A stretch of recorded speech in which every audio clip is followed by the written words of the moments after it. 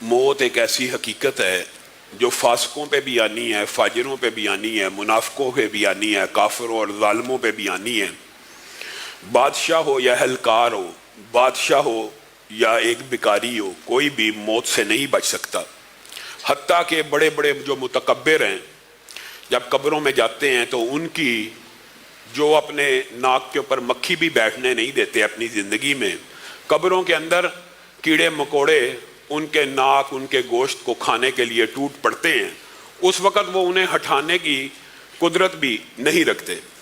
رسول اللہ صلی اللہ علیہ وسلم کے پاس صحابی آئے اور آ کے پوچھنے لگے، اے اللہ کے رسول، مومنوں میں سے سب سے افضل کون ہے؟ تو رسول اللہ صلی اللہ علیہ وسلم نے فرمایا، افضل تو مومنوں میں ظاہر ہے وہی ہے جس کے اخلاق سب سے اچھے ہیں، یعنی جو معاملات میں بہت اچھا ہے، اخلاقی طور پہ بڑا اچھا ہے، وہ سب سے افضل ہے۔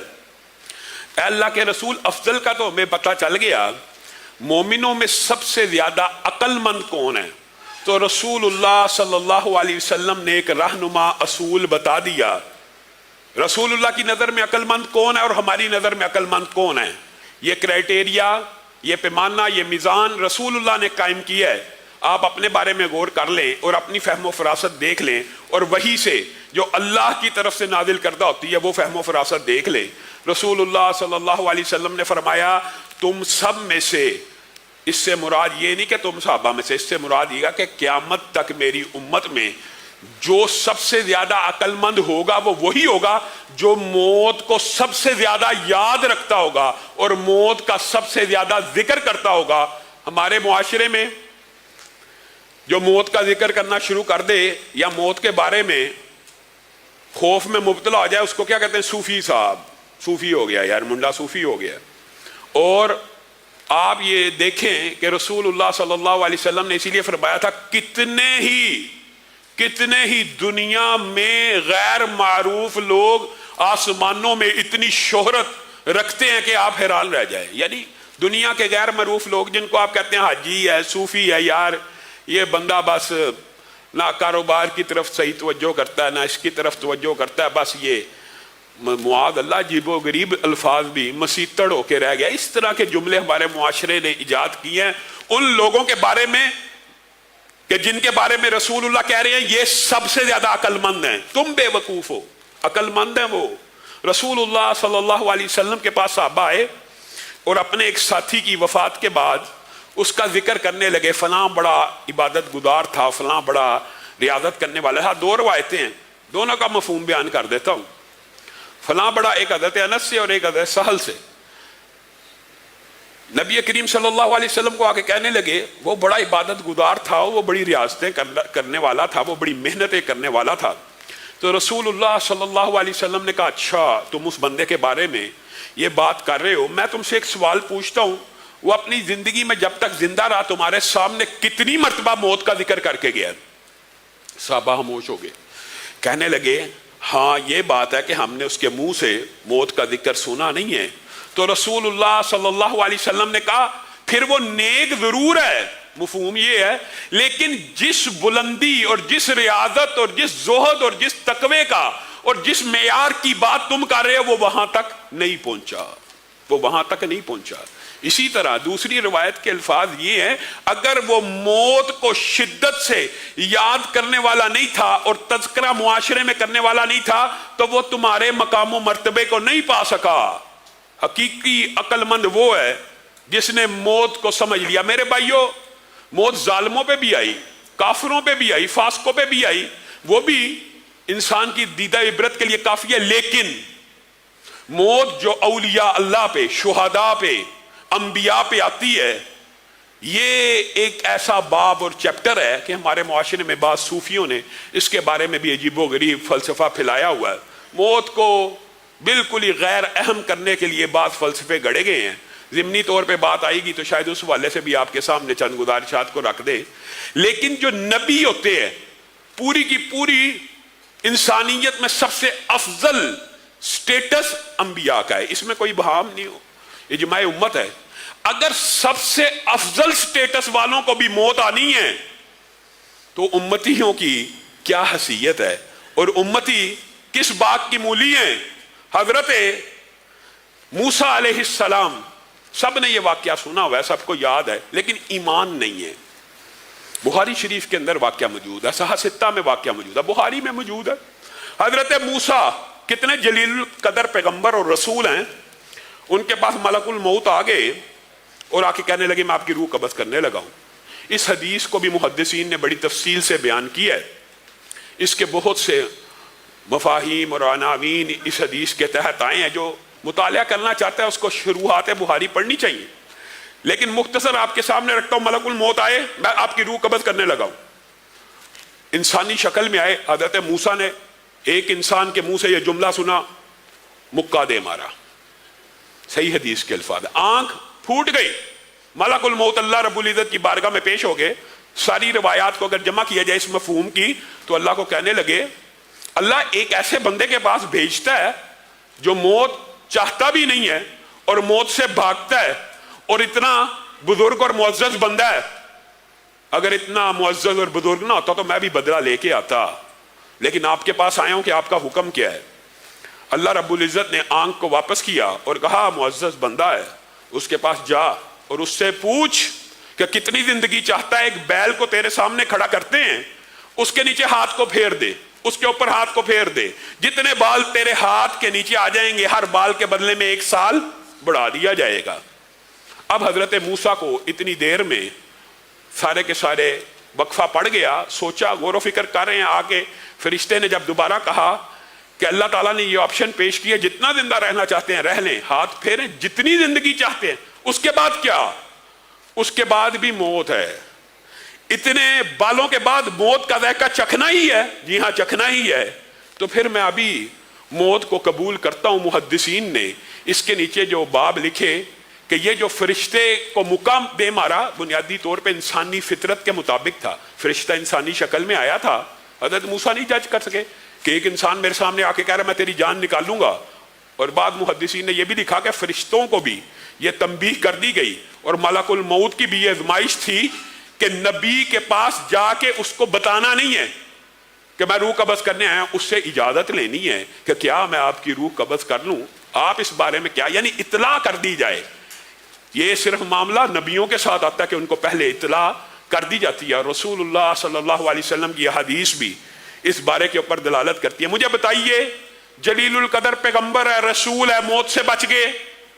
نہیں بچے۔ فلما قضینا علیہ الموت ما دلہم علی موتہ الا دابۃ الارض۔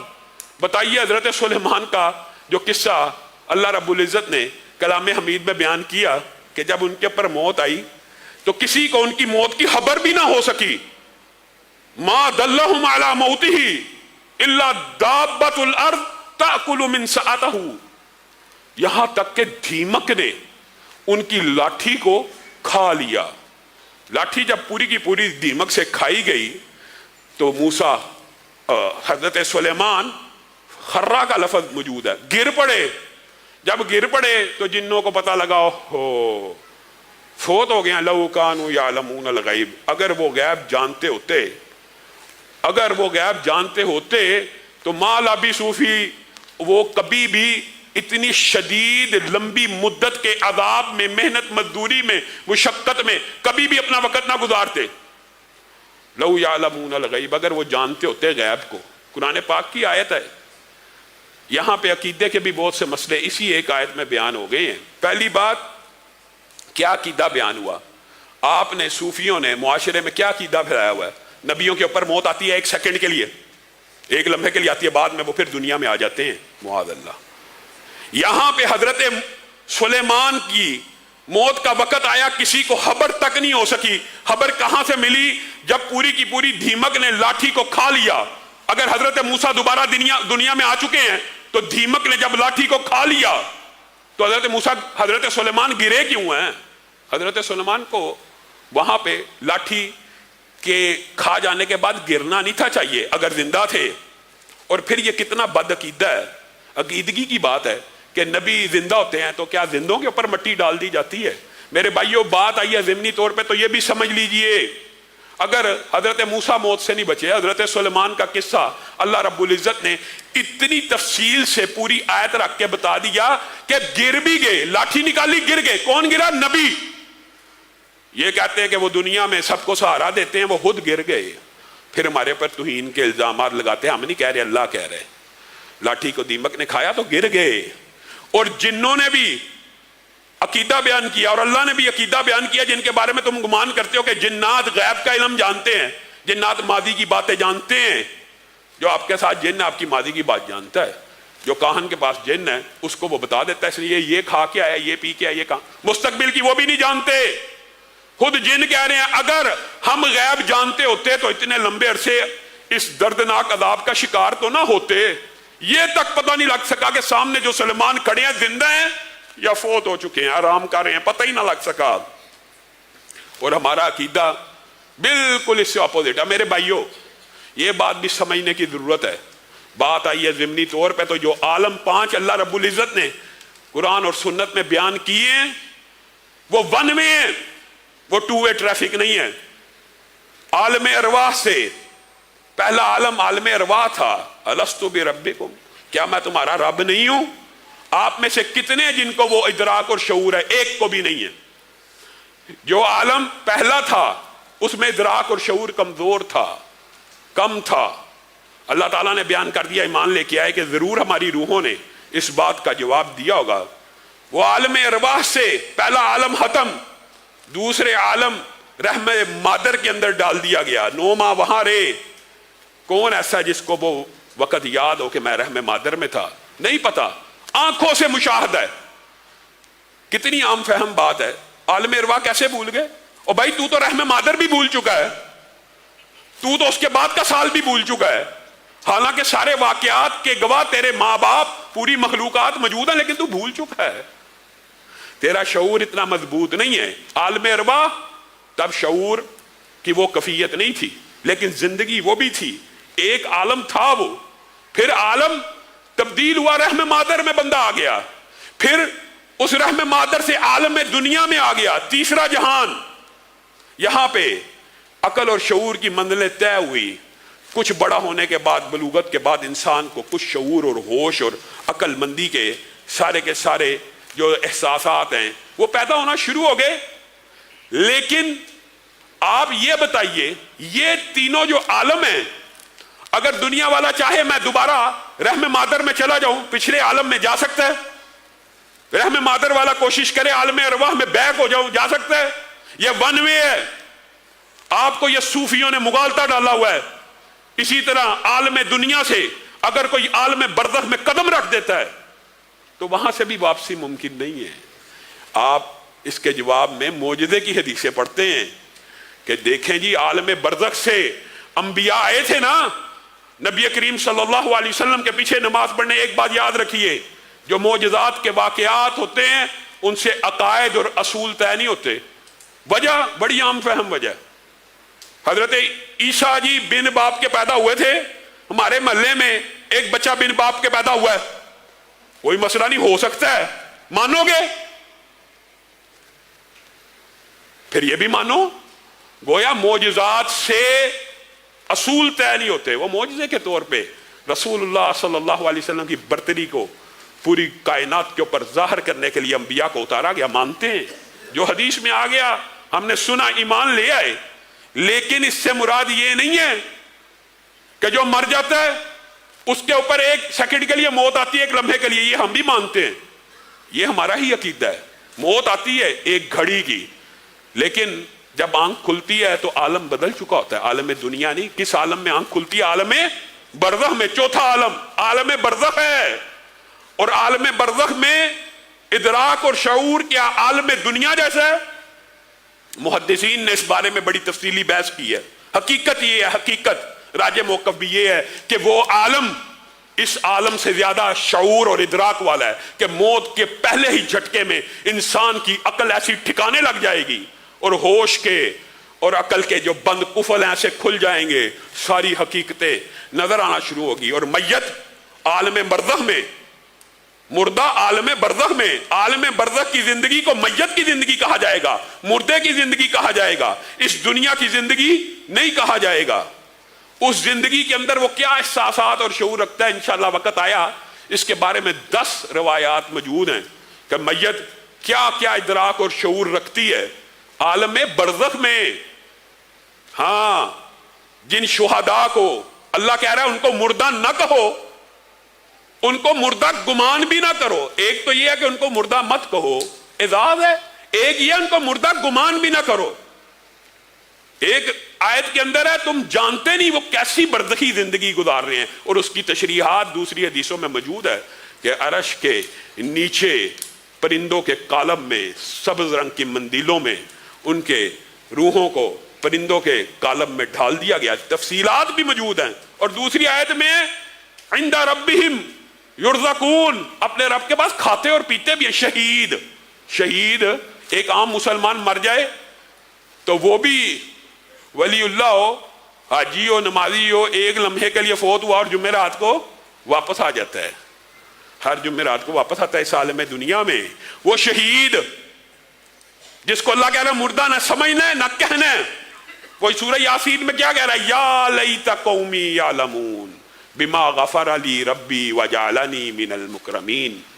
اے کاش میری قوم جان جائے کہ شہادت کے موقع کے اوپر اور شہادت کے بعد اللہ تعالیٰ نے میری کیسی میزبانی کی ہے، اللہ تعالیٰ نے میرے پہ کیا انعامات و اکرام کیے ہیں۔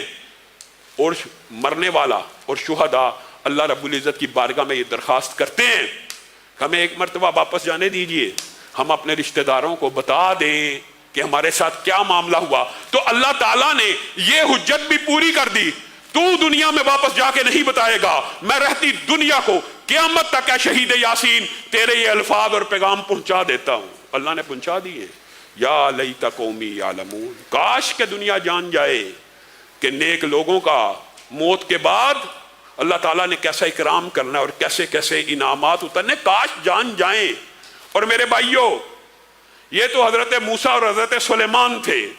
کائنات کے اندر شعراء نے اشعار بھی لکھے اور فلسفہ بھی بیان کیا۔ اللہ کی قسم، موت سے اگر کسی کو پاک بنانا ہوتا کائنات میں، مخلوقات میں، تو اس ہستی کو، اس ذات کو بنایا جاتا کہ بادت خدا بزرگ تو ہی قصہ مختصر کہ کائنات میں ہر شے مخلوق ہے اللہ کے علاوہ، اور مخلوقات کے اگر کوئی سردار ہیں تو حضرت محمد الرسول اللہ صلی اللہ علیہ وسلم۔ اگر موت سے پاک بنانا ہوتا تو کائنات کے اس امام اور اس نبی کو بنایا جاتا۔ اور احادیث اس بات کے اوپر دلالت کرتی ہیں کہ جیسے رسول اللہ صلی اللہ علیہ وسلم اپنے وفات سے پہلے صحابہ کو بیان کرتے تھے کہ انبیاء کو اختیار دیا جاتا ہے کہ اللہ رب پوچھا جاتا ہے موت کے وقت آپ اللہ کی طرف جانے والے ہیں، ان کو ان کا جنت کا مقام بھی دکھایا جاتا ہے۔ حتیٰ کہ رسول اللہ صلی اللہ علیہ وسلم نے فرمایا مجھے تو ایک بہت اونچا مقام بادلوں جیسا بڑا خوبصورت دکھایا گیا۔ میں نے پوچھا جبریل امین سے یہ کون سا مقام ہے؟ کہا یہی تو آپ کا مقام ہے، آپ کی وفات کے بعد یہی تو آپ کا مقام ہے۔ کہا مجھے ادھر داخل ہونے دیجئے۔ تو جبریل امین نے کہا ابھی کچھ وقت باقی ہے۔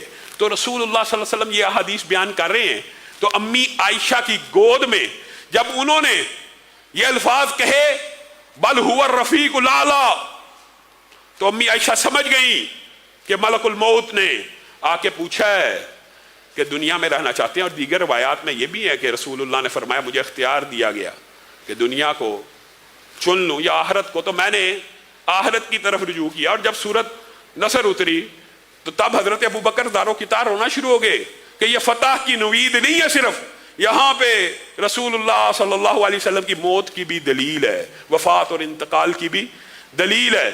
تو امی عائشہ بیان کرتی ہیں وہ لمحہ تھا جب میں نے رسول اللہ کے منہ سے آخری الفاظ یہ سنے کہ میں بھی اپنے رب سے ملاقات کرنا چاہتا ہوں، بس وقت پورا ہو گیا، اب مجھے بھی اپنے رب سے ملاقات کا اشتیاق ہے۔ آپ بتائیے ہمارے ہاں صوفیوں نے اس واقعے کو کیسا مینوپلیٹ کیا۔ ایک لمحے کے لیے موت آئی تھی، پھر زندہ ہو گئے تھے، پھر اسی وقت دنیا میں واپس آ گئے تھے۔ انبیاء شہداء اولیاء ہر بندے نے چوتھے عالم میں منتقل ہو جانا ہے، قرآن کی آیت بھی ہے۔ اور جب مر جائے پھر برزخی زندگی میں قدم رکھ دینا ہے. برزخی زندگی انبیاء کی واقعہ معراج میں آپ پڑھ چکے ہیں کہ نبی کریم صلی اللہ علیہ وسلم کی انبیاء سے ملاقاتیں بہت بلند ہے. شہداء کی اگر اتنی بلند ہے تو انبیاء کی بھی بہت بلند ہے. لیکن وہ زندگی ایسی ہے جہاں سے اس دنیا عالم میں واپس آنا, اس عالم دنیا میں واپس آنا ممکن نہیں ہے, اور اس کے دلائل بے شمار ہیں. لیکن آپ یہ بات بتلائیے کہ یہ جو امت کے لیے سب سے بڑا غم کا وقت تھا, حضرت فاطمہ روتی تھی اور کہتی تھی جبریل کو خبر دیتی ہوں آج کے بعد جبریل وہی لے کے کس کے اوپر اترے گا. ہائے میرے بابا فوت ہو گیا نا, تم نے کیسے گوارا کیا کہ میرے باپ کے اوپر مٹی پھینکتے تھے, تم نے کیسے گوارا کیا میرے باپ کے اوپر مٹی پھینکتے تھے. آج کل ذرا غور کیجئے, ہمارا کوئی لیڈر ہو, مذہبی رہنما ہو, سب سے زیادہ عقیدت انبیاء کے وارثوں سے ہوتی ہے. لوگوں کو اللہ کی طرف سے اللہ تعالیٰ محبت دلوں میں ڈالتا ہے.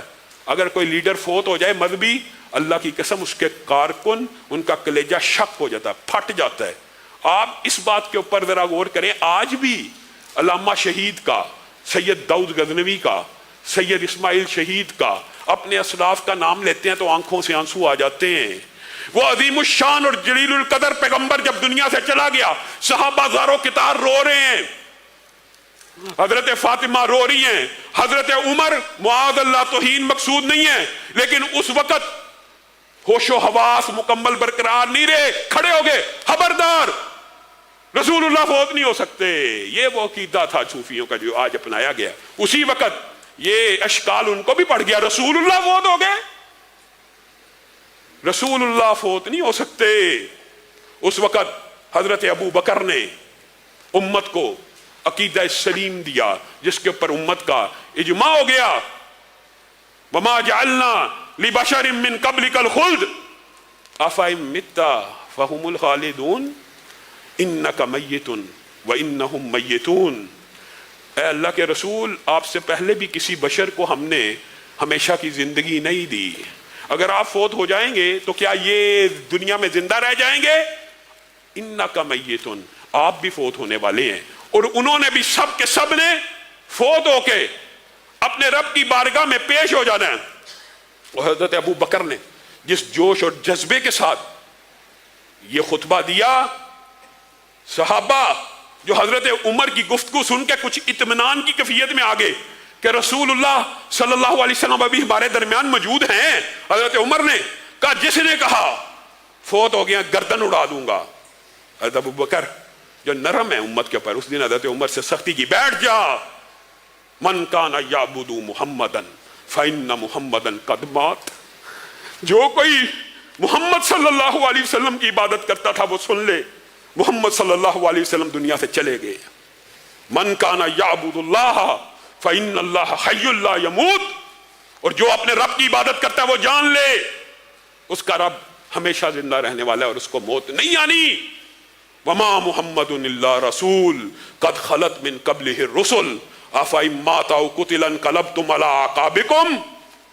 محمد بھی اللہ کے ایک رسول تھے, جس طرح پہلے رسول آئے, اگر وہ فوت ہو جائیں یا شہید کر دیے جائیں اپنے قدموں پہ پھر جاؤ گے, اور جو پھر جائے گا وہ اللہ کو کوئی نقصان نہیں پہنچا سکتا, وہ اپنے ایمان کا بیڑا غرق کرے گا.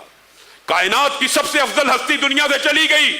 صوفیوں نے کیسے من گھڑت پراپوگنڈے کیے, ایک لمحے کے لیے آئے تھے, ایک لمحے کے لیے وقت آیا تھا, پھر دنیا میں زندہ ہو کے آ گئے. عمر شہید ہو گئے, عثمان شہید ہو گئے, علی شہید ہو گئے, نواسہ شہید ہو گیا. کسی بعد میں امت میں کسی کی رہنمائی کرنے کے لیے دنیا میں اتنے اتنے بڑے مسئلے اور مسائل کی وجہ سے تو نہیں آئے.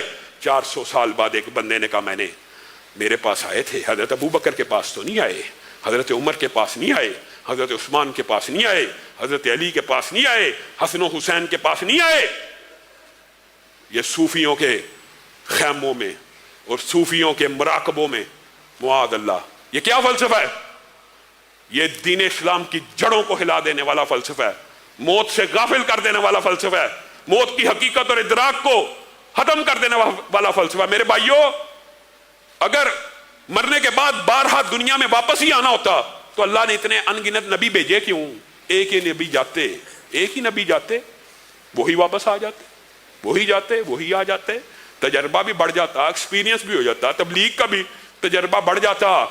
اللہ نے انسان کو جن عالموں پہ پیدا کیا ہے ان میں ون وے ٹریفک ہے، اور یہ میں اپنی طرف سے نہیں کہہ رہا، یہ قرآن کی متعدد آیات ہیں۔ اور اس عالم برزخ کے بعد جو عالم آخرت ہے، وہاں جانے کے بعد بھی کبھی انسان آخرت سے برزخ میں نہیں آ سکتا، برزخ کا بندہ دنیا میں نہیں آ سکتا، دنیا کا بندہ رحم مادر میں نہیں جا سکتا، رحم مادر والا عالم ارواح میں واپس نہیں جا سکتا۔ یہ کتنی عام فہم بات ہے، سیدھی سچی بات ہے۔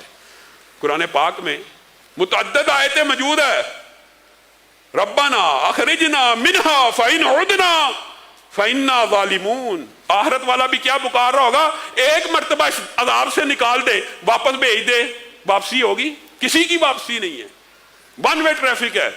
اور اس ون وے ٹریفک کے اندر عقل اور شعور کے جو مدارج ہیں وہ بھی اسی طرح ہیں۔